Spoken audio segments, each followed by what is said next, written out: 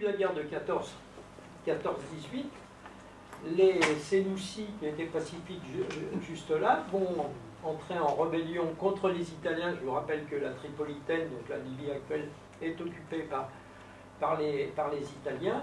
Donc à l'instigation des Turcs et des Allemands. Les Allemands approvisionnent en armement, vont approvisionner en armement les Sénoussis avec des sous-marins qui vont venir sur les côtes de Libye. Donc ils vont entrer en rébellion. Les Italiens vont devoir se replier le long de la côte. Ils ne vont plus pouvoir se maintenir à l'intérieur du pays qui est quand même un désert. Ils vont se replier sur la côte et dans quelques pays. Et ensuite, les Sénoussis vont inciter les tribus Touareg à la révolte. Depuis 1904 à peu près, le Sahara est relativement calme. Et donc, avec la guerre de 14-18, les Sénoussis vont inciter les tribus à se révolter contre la France. Voilà le schéma de la diffusion de la guerre à partir des Sénoussistes, qui sont basés dans une sorte de capitale, qui est un gros fortin à Koufra, et ils vont lancer un certain nombre d'actions un petit peu partout, du côté de la Cyrénaïque, mais aussi principalement du côté du Sahara. Et donc c'est eux, je le rappelle, ils ne sont pas en nombre suffisant. En fait, ils incitent les autres à la révolte.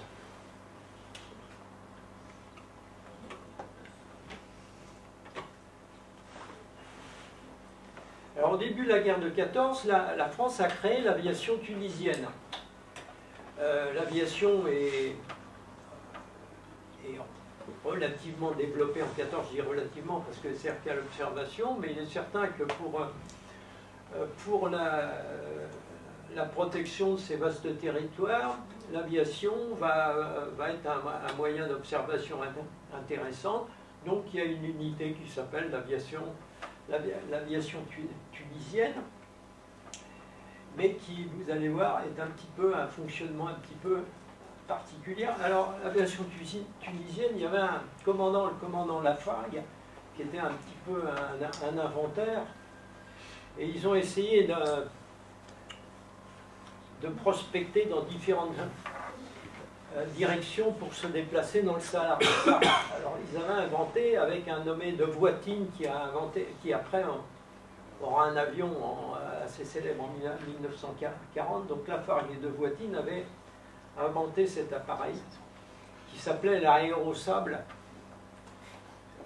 qui devait voler, enfin circuler au-dessus des dunes. Enfin on ne sait pas trop comment ça marchait, parce que vous voyez il y a des garde-boue assez proéminents, comme si on voulait le sustenter. Bon, ça n'a pas marché, hein. Utile de vous dire, mais c'est pour dire qu'ils avaient quand même un esprit inventif.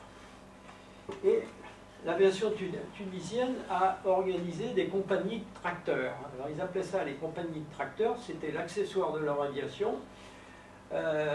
Ces compagnies de tracteurs étaient des tracteurs brasiers, entraînement par chaîne, qui devaient assister l'aviation pour avoir une pénétration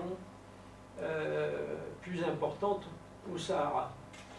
Alors voilà une compagnie de tracteurs. Donc ces automobiles brasiers avaient été bricolés par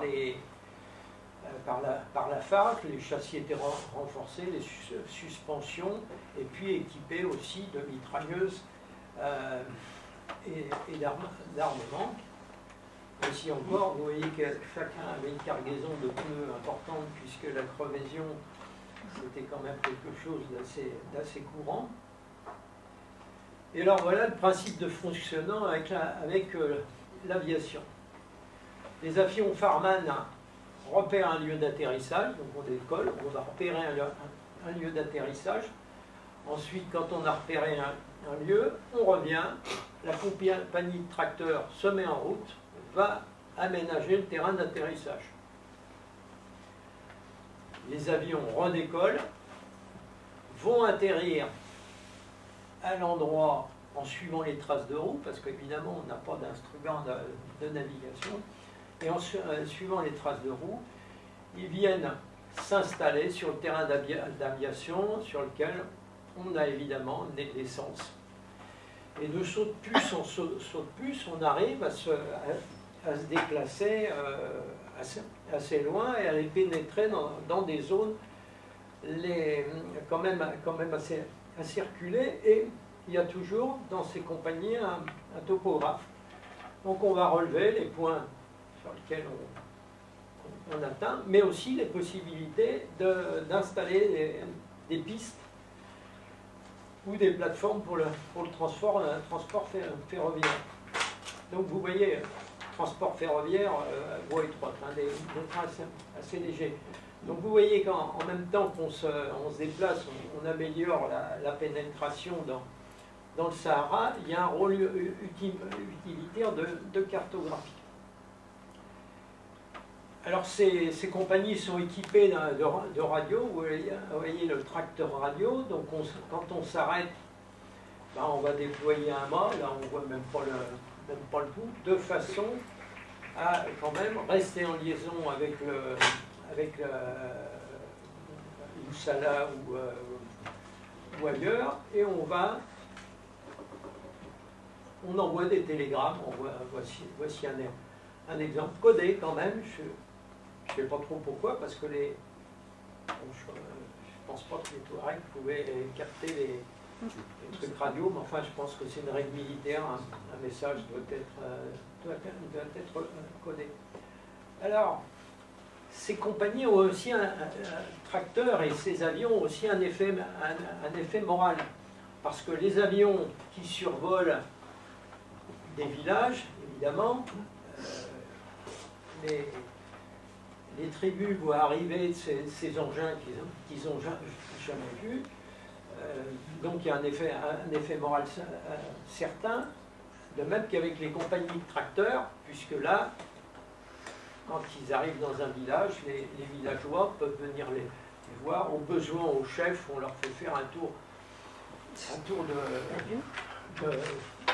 de véhicule. Donc en fait, il y a cet aspect cartographie, recherche, préparation de l'avenir pour des pistes, et puis un aspect moral pour intimider les populations. Alors, une très importante mission a été organisée. Il y en a des très courtes, mais il y en a des beaucoup plus importantes. Il y a ici la mission Bettembourg, qui, elle, est partie d'Alger, qui a fait tout un circuit en dépassant Insala, ce qui est en fait pas très loin. Ils n'ont pas pu aller jusque dans le Hogar. C'était en fait la première mission de grande importance, mission du commandant Bettembourg. Alors, ils avaient réuni la fine fleur des Sahariens. Alors, ce qui est intéressant à voir, c'est que toutes ces personnes-là, vous les retrouvez dans les missions Citroën ou autres dans les années suivantes. Par exemple, le lieutenant Audouin Dubreuil, qui commande la compagnie de tracteurs, c'est le chef de la mission Citroën en 1920, je ne sais plus combien. Lafargue, on le retrouve aussi organiser des missions une fois la paix venue. Le capitaine Dodi, lui, ça a été le fondateur de la compagnie Air Afrique. Donc en fait, tous ces gens-là ont une culture saharienne qui font qu'ils ont continué à travailler pour le développement de ce pays-là, le développement ou la reconnaissance. Donc vous voyez qu'il y a un topographe, un interprète, évidemment, c'est indispensable. Donc je vous l'ai dit, je vous le résume ici aussi, montrer aux populations de la vallée de la Saoura les moyens rapides qui peuvent permettre d'intervenir jusque dans les Xour les plus reculés, faisabilité de différentes pistes. Installation de postes de radio, on a repéré aussi des emplacements pour pouvoir faire des stations radio, plateformes ferroviaires, impressionner les populations. Quelques vues inédites de la mission des tambours. Alors vous imaginez ces engins pétaradants qui se déplacent dans des zones où il n'y a aucune piste. Alors on fait la mission évidemment au mois de mars, parce qu'en été c'est pas possible. Les photos sont pas très bonnes, mais elles sont...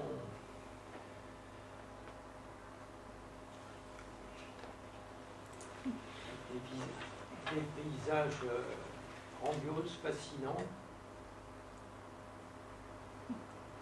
Alors dans certains passages, on double les pneus.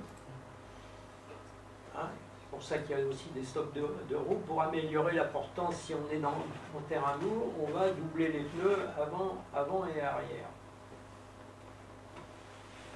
Alors maintenant, on va parler de la guerre plus particulièrement, enfin de cette guerre entre guillemets. On peut dire que cette guerre se développe entre deux clans, enfin deux groupes si on peut dire. Alors, Moussa Ag Amastan, Amonekal du Hogar. Alors l'Amonekal c'est quoi? C'est un chef élu, c'est un chef touareg mais qui est élu. C'est pas une dynastie qui se transmet de père en fils. Quand Moussa est mort en 1922, il a fallu réélire un autre Amonekal. La particularité des tribus touareg du Hogar, c'est que ce sont des blancs. Ils parlent le berbère. Ils ne parlent pas, donc le berbère normalement est parlé au nord de l'Afrique du Nord, eux parlent le berbère. Au point de vue culturel, ils sont monogames, et en fait la femme a des, comment dirais-je, un rang qui est parfois supérieur à l'homme. Donc c'est vraiment une culture un petit peu particulière. Moussa s'est rallié à la France en 1903. Donc depuis 1903, dans le Hogar, il n'y a plus aucun problème. Il a été décoré de la Légion d'honneur en 1904. Bon, c'est comme maintenant, hein, on donne la Légion d'honneur pour que les gens, pour honorer les gens. Il est venu en France même. Il est venu en France en 1910, voyage officiel. Il a été reçu à Paris, il a été au camp de... assisté à des défilés militaires au camp de Satory, il a été voir des châteaux de la Loire, enfin, c'était vraiment une réception officielle. Il y a beaucoup de relations sur cette... sur ce voyage. Bon, évidemment, c'était un petit peu l'exotisme qui arrivait en France. Bon, ça, c'est des extraits de la presse de l'époque, le séjour à Paris du Caïd, etc. Et puis un petit extrait du rire qui dit Aménokal des Touaregs du Hogar. Oui, enfin bon. Comment diable voulez-vous qu'on connaisse sa langue? Il ne veut la montrer à personne. Bon. C'est quand même un peu lourdingue. Mais ça prouve quand même que ça avait un certain retentissement.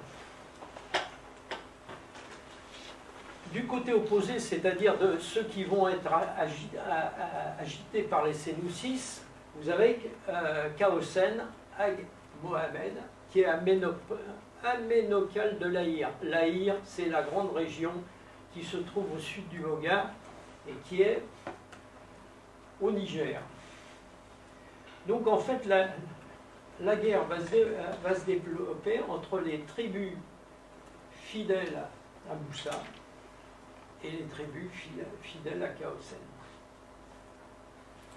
Alors, je vous ai listé les combats. Alors, hors Rézou, les Rézous, c'était... on peut considérer que les Rézous, c'était les actions des bandes de pillards, qui sont un petit peu, qui agissaient pour leur propre intérêt.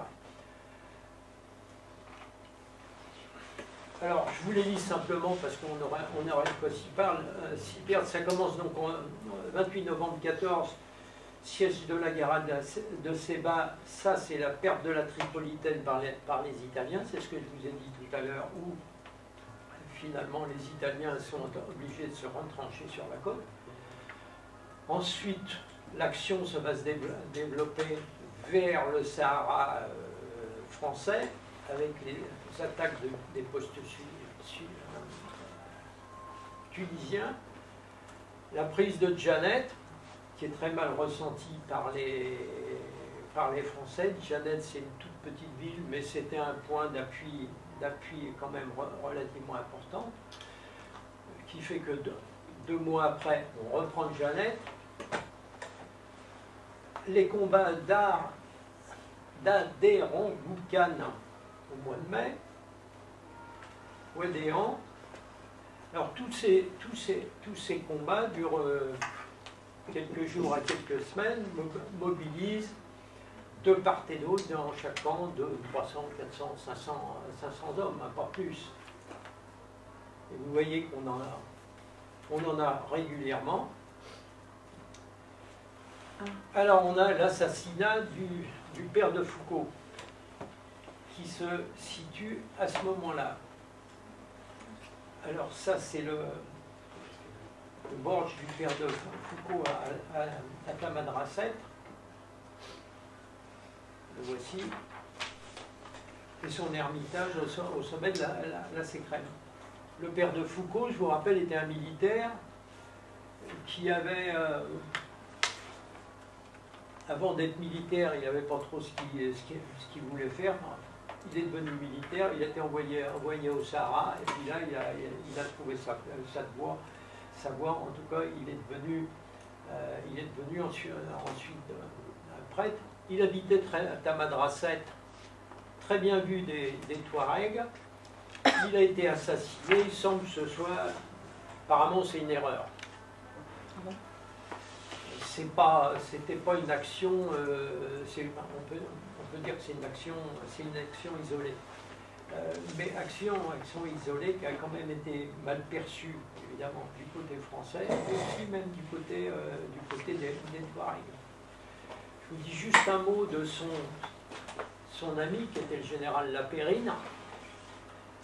Ils étaient comme camarades de promotion, et le général Lapérine, qui est l'un des explorateurs du Sahara de cette époque-là, et qui va mourir dans un accident d'avion. L'anecdote vaut d'être racontée quand même. En 1920, un grand raid est organisé Alger-Dakar, dans l'esprit du raid Bettembourg, avec les véhicules et les avions. Nivelle doit monte dans l'avion décolle d'Alger, a des problèmes, doit faire demi-tour, et là il reçoit un télégramme dans lequel lui disant qu'il doit rentrer en France. Lapérine prend sa place, ils vont jusqu'à Tamanrasset. À Tamanrasset, il y a un avion qui est... Sur les 8 avions, il y en a 2 qui ne sont pas arrivés. Enfin bref, je vous poste les détails. Normalement, il aurait dû rester à Tamanrasset puisqu'il n'y avait plus assez de place pour lui. Et il va vouloir faire le raid, la suite du raid, sur les genoux du copilote. Il décolle. Et en plein Sahara, ils sont obligés d'atterrir. Quand au moment d'atterrir, il y a une bourrasque, l'avion se retourne. Voilà le résultat. Lapérine a les côtes enfoncées, la clavicule cassée, ils ont presque pas d'eau, ils vont boire le pot d'eau qu'ils ont, ils vont boire la glycérine du radiateur, et finalement il va mourir dans des souffrances épouvantables. Le grand événement de cette guerre, c'est 16 décembre, Caossen assiège Agadez. Alors ce siège d'Agadez, il a une particularité, c'est qu'en fait il y a la ville d'Agadez, et puis ensuite il y a le Borj, il y a le fort, et en fait c'est le fort qui est assiégé. Le siège va durer 3 mois, ils vont résister, mais en même temps qu'il y a le siège, Qaosen a réussi à semer le doute chez les chefs de tribu de Moussa, qui fait que Moussa est contesté par ses troupes. Et Moussa vient à Agadez discuter avec Qaosen. Alors d'un côté, vous avez le siège d'Agadez du fort, et à côté, vous avez Moussa qui est venu discuter avec Qaosen, et il y reste un petit peu longtemps. Pendant un moment, on se demande s'il n'a pas, si c'est pas rallié à Qaosen. Donc là, il y a un petit doute sur les personnages, mais il va quand même se retourner auprès de ces tribus, réussir à les soulever, à les rallier à la France, et puis donc il va continuer son action en faveur des Français, et là ça a été le recul des troupes de Qaosen, notamment l'évacuation de Fort Polignac, et encore une succession de combats. Je vous les laisse lire, ça n'a pas beaucoup d'intérêt de le détailler. Mais on a une apothéose, en fait on a un pic à la fin décembre 1916 où les Français et leurs alliés sont en difficulté, et puis ensuite, après 1917, ils vont reprendre du poil de la bête, et avec une succession de combats, toujours de la même importance, occupant 400 ou 500 hommes. On va arriver à la fin de 1918, et là, avec l'effondrement de la Turquie, bien évidemment, l'armement n'arrive plus sur les côtes de Libye. Pourquoi je vous ai dit ça? Ah oui, ça c'est la lettre qui doute un peu de Moussa. On veut le mettre commandeur de la Légion d'honneur. Ça c'est Nivelle qui demande la croix de commandeur de la Légion d'honneur, avec la rente qui va avec. Mais il y a des opposants, notamment le général Bonnier, qui est gouverneur de l'Afrique occidentale, qui s'y oppose en disant oui, mais Moussa, il n'est pas clair pendant le siège d'Agadez, il fait que Moussa n'aura pas sa décoration supplémentaire. Alors, la fin de la guerre, évidemment, la Turquie s'effondre, ou est en voie d'effondrement, enfin s'effondre le 31 octobre, et la guerre va se terminer avec des négociations tribu par tribu. Donc vous avez ces traités qui sont conservés aux archives nationales d'outre-mer, alors qui sont en fait un petit peu particuliers. Ça c'est pas un traité, mais c'est les négociations préliminaires. En fait, on va discuter avec chaque chef de tribu, mais c'est une reddition dans les honneurs, c'est-à-dire qu'on va... Le chef, il va dire, bon, bah, moi je veux bien vous rendre les armes que j'ai volées, mais il faut me donner de la nourriture. Hein. Ou alors j'ai des prisonniers, je vous les rendrai. Donc en fait, c'est une négociation pour laquelle il ne faut pas qu'il y ait de perdants. Alors, ça se traduit par, évidemment par ces traités avec des... Ce qui est amusant, c'est qu'en fait, il y a tout un préambule qui est toujours très très long. Vous voyez, au nom de Dieu, le clément, le miséricordieux, qu'il réponde, etc. À l'excellent, au parfait, à notre frère et ami en Dieu, qu'il soit exalté, au meilleur des gens pour moi, etc., etc. Alors, on s'aperçoit quand même au travers de ces traités qu'il y a quand même certain respect. Par exemple, il y a un capitaine de pommier qui revient souvent, dont on parle souvent, et on s'aperçoit que les tribus, enfin les chefs de tribus, ont l'air de le considérer.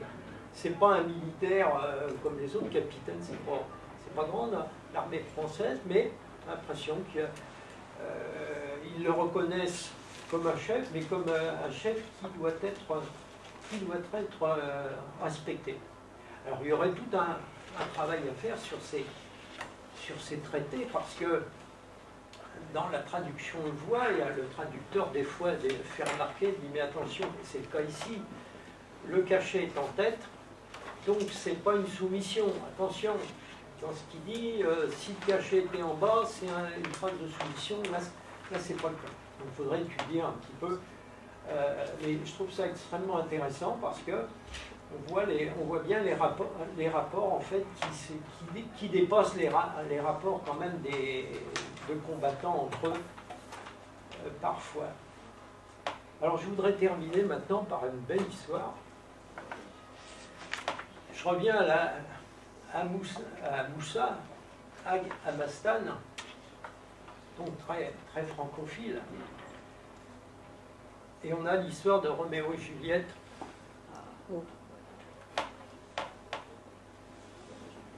Avec la belle Dacine. Moussa est amoureux de Dacine. Dacine est amoureuse de Moussa. Ils se sont envoyés des poèmes, on en a, qui sont conservés. Alors ça se passe vers 1900, vous voyez qu'elle est très belle, Dacine. Dacine était une personnalité du Hogarth, très belle, qui jouait bien du violon, très intelligente, très grande, qui avait enfin une belle stature, une belle apparence. Et Dacine n'a pas voulu se marier. Alors, est-ce qu'elle n'a pas voulu se marier avec Moussa? Ou est-ce que... Alors, il y a deux thèses. On dit qu'elle ne pouvait pas se marier avec lui, parce qu'il n'était pas d'assez grande noblesse.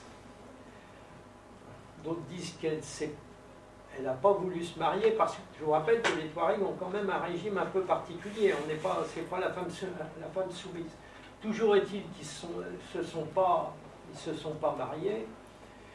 Et quand 15 ans, elle s'est donc mariée avec un nommé Anélan, de grande noblesse, mais entre-temps, lui, Moussa, il est devenu aménocal du Hogarth, donc un poste très important. Son mari est mort. Elle avait eu un fils qui avait 16 ans quand elle a retrouvé Moussa. Elle lui a demandé de l'initier à la guerre, au combat. Mais le fils a été tué autour d'un combat, ce qui fait que Dacine n'a jamais voulu revoir Moussa. Voilà, c'est une belle histoire.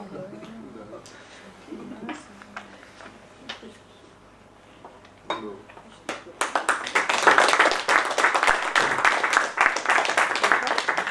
trouve que c'est ce qu'il y a de plus intéressant, la fin.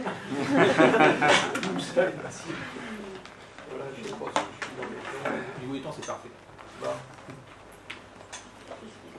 Voilà, si vous avez des questions.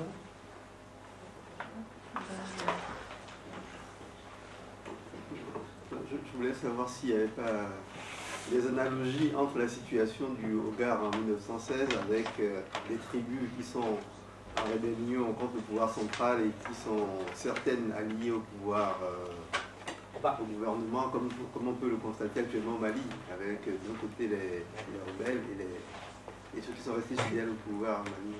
Je ne suis pas un spécialiste de la question, mais une chose qui est certaine, mais je le regarderai plutôt du côté de la Libye. C'est sûr que la situation actuelle est quand même une conséquence de cette situation, puisque les Sénoussis donc le roi qui a été mis en place par les Italiens d'une façon tout à fait artificielle.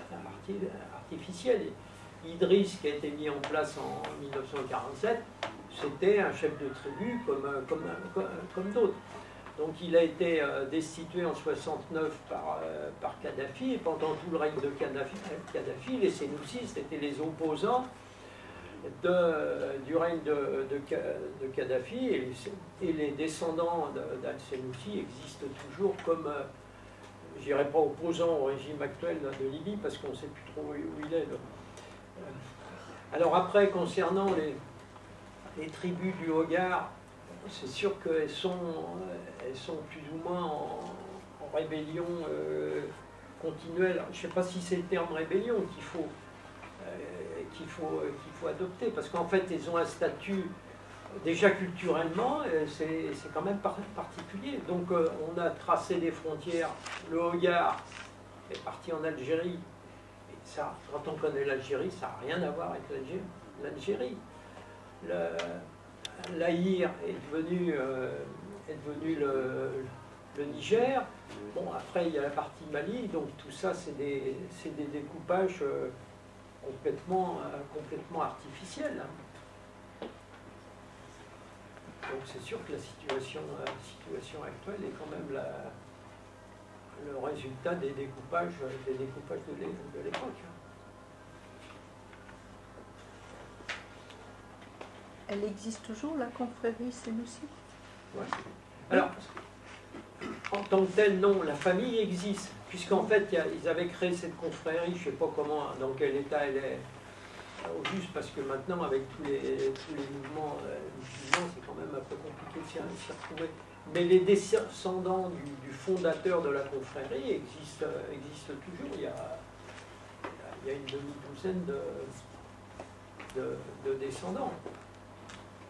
Mais bon, au niveau de la Libye actuelle, là, ils sont quand même un peu étouffés. Hein.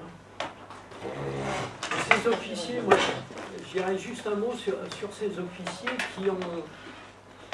qui étaient au Sahara. C'est curieux parce que, bon, c'est sûr que c'était des aventuriers, mais on s'aperçoit qu'ils risquaient leur vie autant sur le front occidental, mais dans des façons différentes. C'était la maladie, c'était l'accident s'il n'y avait plus d'eau, c'était de se faire tuer, mais on se dit, mais c'est des aventuriers, mais qui frisaient quand même la conscience, avec des gars, le gouverneur du Sahara, enfin c'était pas le titre de gouverneur, mais c'était un lieutenant, un officier de l'armée française qui est lieutenant, qui est chargé de gérer tout le Hogar. En fait, il ne gérait rien, c'était une présence avec un mélange de comment dirais-je, d'acceptation des populations locales par moment, et puis d'autres moments, ils n'acceptaient plus, et puis des luttes d'influence qu'on voit entre Kaossen et Moussa. Là. Le combat, c'est plus la guerre de 14, hein. On voit que c'est deux fortes personnalités avec deux zones d'influence qui s'opposent, alors sur fond de guerre de 14-18, mais c'est avant tout des luttes de pouvoir locales. Une question. Les Sahariens, ils étaient composés. C'est des compagnies régulières. Oui, mais... Ça peut être dans les Sahariens, il peut y avoir des Européens, mais c'est essentiellement quand même des Touaregs. Les Touaregs, essentiellement, au Sahara. Il y a un grand Saharien méconnu, ça a été le neveu du général Nivelle. Alors lui, il combattait du côté du sud marocain. C'est un gars qui a fait toute sa carrière dans les compagnies sahariennes. Et les compagnies de méharistes, ça a duré jusqu'à quand? Je ne sais pas. Je pense que ça s'est arrêté à la fin de la guerre d'Algérie, en fait. Oui, Il y en a encore qui patrouillent à la fin de la guerre. Bah, puis après, avec les... Oui, pendant la guerre, l'Algérie, ils ont... Ah oui, dans le sud, par le contrôle du désert. Oui.